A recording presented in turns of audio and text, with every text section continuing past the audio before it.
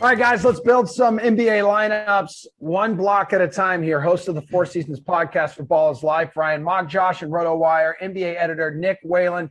Y'all know the drill for building blocks, but if anyone at home does not, these two will select who they are building their lineups around at the following positions. So, Nick, start us off at center here.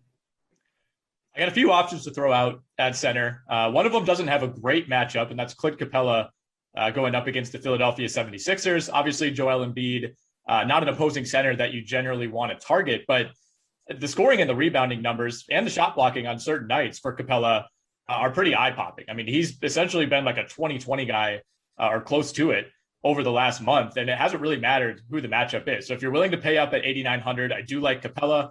A little bit further down, Jared Allen, if you want to target that Orlando Magic team that has the worst defense in the NBA over the last 10 games.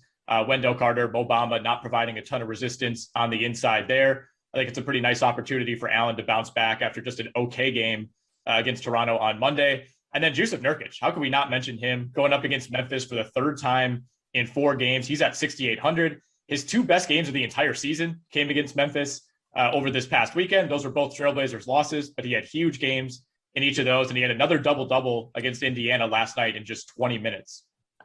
Magdziarz, what do you got, dude? I like that Jusuf Nurkic call. I'm going to stick with the same game. I'm paying up for Jonas Valanciunas at 7,900, which is pretty cheap for him.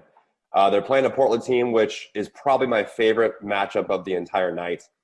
The pace is going to be extremely high. There's really no injury news yet around the league. So without value there, I'm going to go with what works. Jonas Valanciunas. This is going to be a meaningful 8 seed in the West versus 7 seed in the West game.